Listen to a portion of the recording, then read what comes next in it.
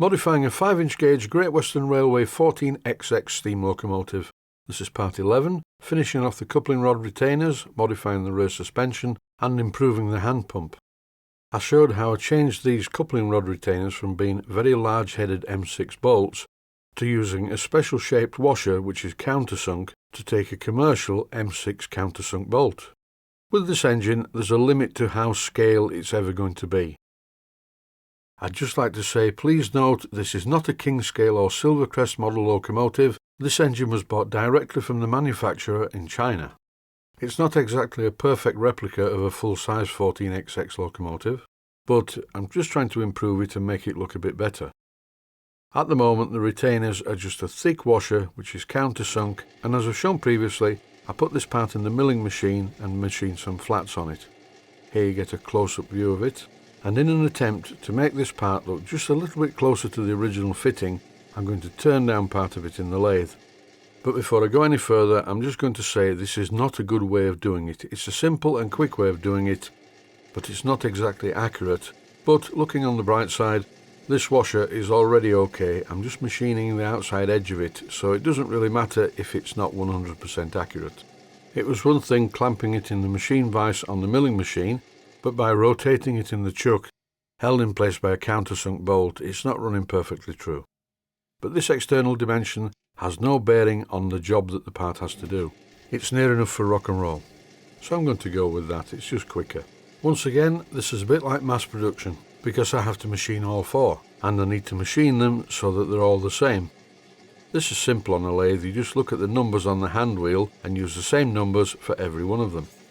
I've clamped the lathe saddle firmly down onto the bed, so that's not going to move. The only thing that's moving is the hand wheel on the top slide and the hand wheel on the cross slide. Before I forget, the countersunk Allen head bolt is not one of those that I'm using to hold these parts in place. This is just a spare one out of the bag. And by the magic of video, in no time at all, I've made 4 of these. Here they are fitted to the coupling rod on the right hand side of the engine, and here they are fitted to the coupling rod on the left hand side of the engine. They look okay, not perfect to scale, but such is life. And to justify this statement, I would just like to say that I'm not perfect either, far from it. I have one leg that is half an inch shorter than the other, owing to the bone not mending properly after a car accident many years ago in the 1970s, and it's never been much of a problem to me.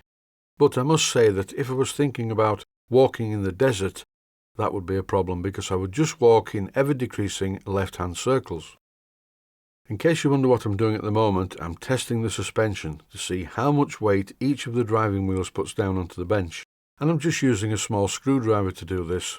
And by lifting the wheels slightly as shown in the video, I can see that there's insufficient weight being put down on the front pair of wheels.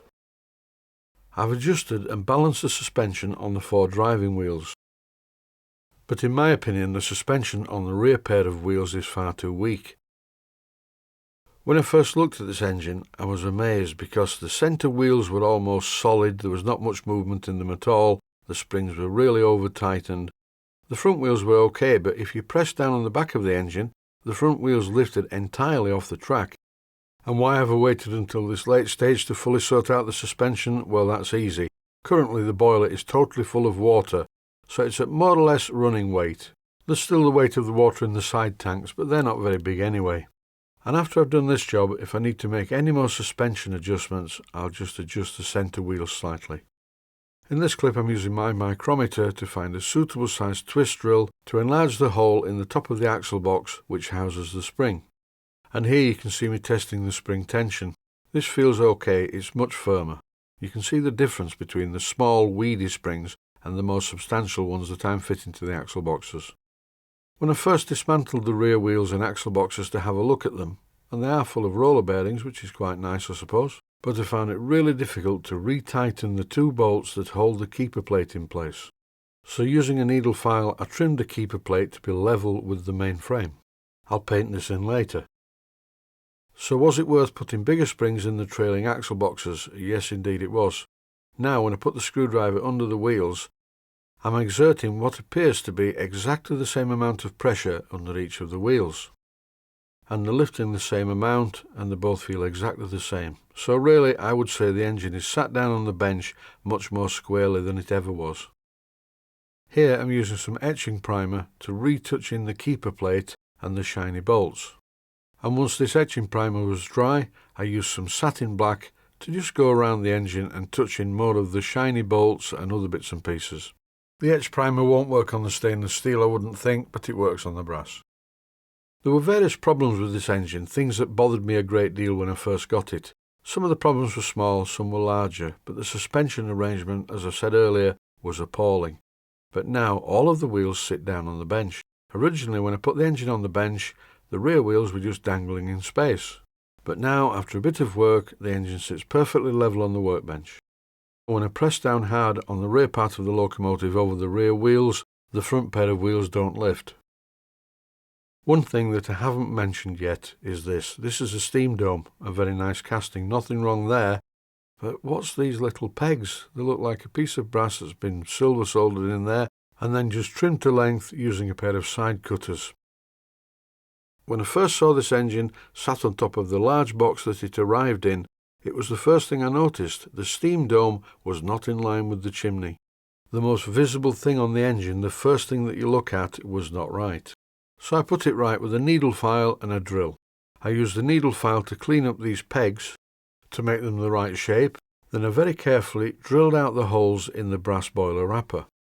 Being very careful not to get carried away and drill all the way through into the boiler. So now thankfully the steam dome is in line with the chimney. And the next thing to tackle on this engine is the hand pump.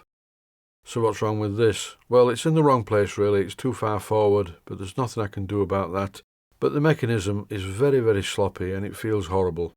So what did I do? I just drilled out a couple of brass washers, fitted them in place to tighten everything up a little bit. I didn't really have to do this, but I couldn't live with the handle being as wobbly as it was. And now it's not wobbly and it's not tight, it's just right. The washers don't fit over the threaded part, instead they fit over the main part of the pins, so these small stainless steel nuts can still be tightened fully up against the shoulder of the pins.